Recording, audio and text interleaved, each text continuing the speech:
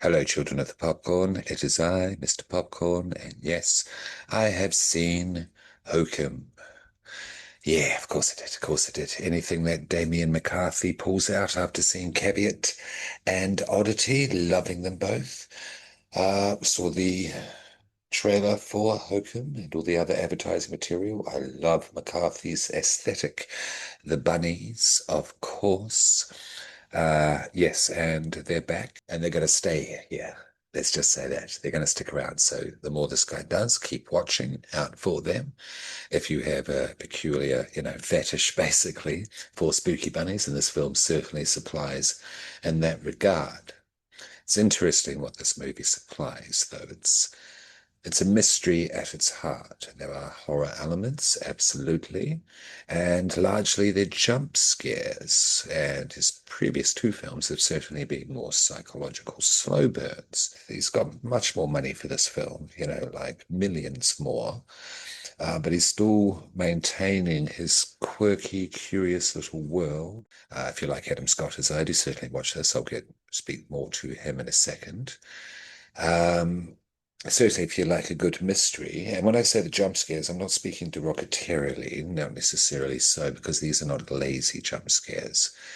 It's just a different approach from our man McCarthy. It's less weird than the other two.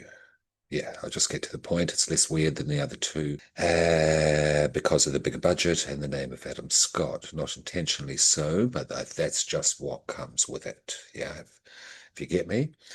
Still maintains the aesthetic. McCarthy still maintains his world. He's got his curios in there, the bunny, as I've said. But I did enjoy this approach because there's one winning factor, and that's Adam Scott. He's great in this.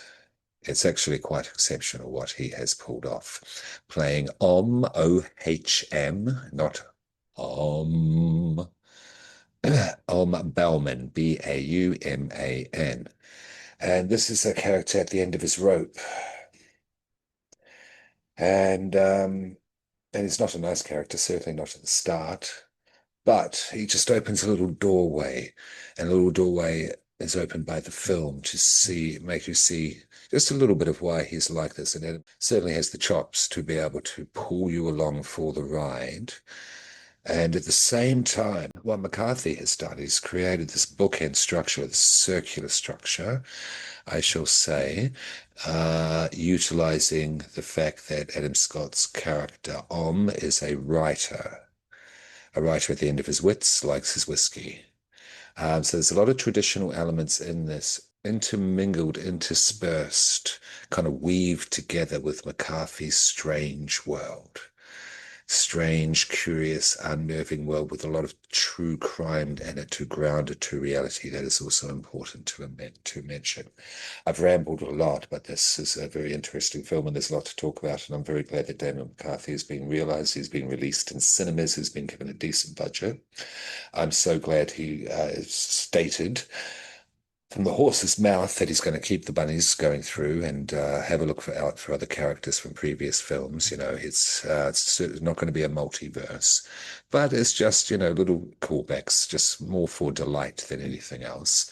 But I love it. I love his artistic style. And, for a bigger film, it certainly has not lost his vision. I just see the natural cause and effect of, such a transaction that goes on when people get noticed. Please continue to be noticed, but don't forget to branch out. Yeah, it's not as good as his two other films because I think I've stated why, based on my preferences.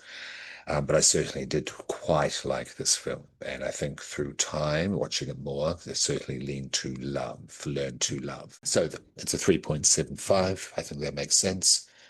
Based on what I've said, please go and watch this. And go see Hokum in the cinema. Go to bed, children. Go to bed. Oh, I love it when you're evil. This is me at my most evil. Do your evil laugh.